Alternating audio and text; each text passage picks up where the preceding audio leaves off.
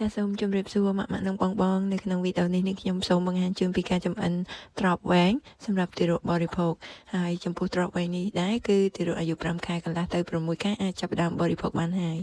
ចាមានចំណុចសំខាន់មួយដែលយើងគួរកត់ចំណាំក្នុងការចម្អិនត្រប់វែងនេះគឺដោយសារត្រប់វែងនេះមានជាតិហាងនិងមានក្លិនដូច្នេះហើយយើងត្រូវយកត្រប់វែងដែលយើងចិតសំបកនិងកាត់ដុំៗហើយយកទៅត្រាំទឹក10នាទីសិនមុននឹងយើងយកទៅស្ងោរឆ្អិនចាឥឡូវនេះយើងងាកមកមើលការចម្អិនជាមួយគ្នាជាដំបូងគឺយើងត្រូវចិតសំបករឹងខាងក្រៅចេញឲ្យអស់សិន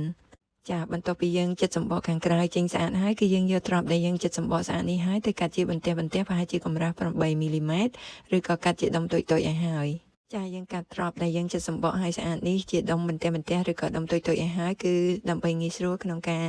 កិននៅពេលដែលត្រប់នេះឆ្អិនហើយបន្ទាប់ពីយើងកាត់ត្រប់នេះជាបន្ទះស្ដើងៗហើយគឺយើងត្រូវយកត្រប់នេះទៅត្រាំទឹកដែលយើងដាក់ត្រប់នេះចូលទៅក្នុងទឹកបន្ទាប់មកយើងសង្កត់ចានធ្ងន់មួយពីលើដើម្បីឲ្យត្រប់នេះលេចចូលទៅក្នុងទឹកបានល្អការដាក់ត្រប់ត្រាំនៅក្នុងទឹកប្រហែលជា10នាទីនេះគឺដើម្បីឲ្យត្រប់នេះចេញជ័រទៅក្នុងទឹកដើម្បីកាត់ក្លិននិងកាត់ជាតិហាងដែលមាននៅក្នុងផ្លែត្រប់នេះហើយនេះជាជ័ររបស់ផ្លែត្រប់ដែលចេញទៅក្នុងទឹកដែលយើងបានត្រាំមានពណ៌ប្រហែលនឹងទឹកតែអញ្ចឹងដែរចាយើងស្រង់ត្រប់ដែលយើងបានត្រាំក្នុងទឹកប្រហែលជា10នាទីនេះរួចហើយដាក់ចូលទៅក្នុងទឹកដែលយើងដាំពុះដើម្បីស្ងោរឲ្យផុយ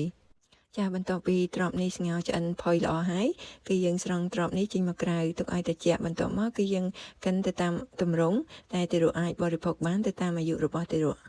ចានៅក្នុងវីដេអូនេះនាងខ្ញុំប្រើសមដើម្បីសង្កត់ពីត្រប់ដែលយើងស្ងោរឆ្អិនហើយនេះគ្រាន់តែជាឧទាហរណ៍ប៉ុណ្ណោះសម្រាប់ទារកអាយុ5ខែកន្លះទៅ6ខែគឺយើងត្រូវកិនឲ្យមកជាងនេះគឺកិនឲ្យទៅជាទម្រង់រាវប្រហែលទៅនឹងយ៉ាអ៊ូដើម្បីឲ្យទារកងាយស្រួលក្នុងការលេបចាការដាក់ត្រប់ត្រាំនៅក្នុងទឹកមុននឹងយើងយកទៅចម្អិននេះគឺដើម្បីកាត់ក្លិនហើយនិងជាតិហាងដែលមាននៅក្នុងត្រប់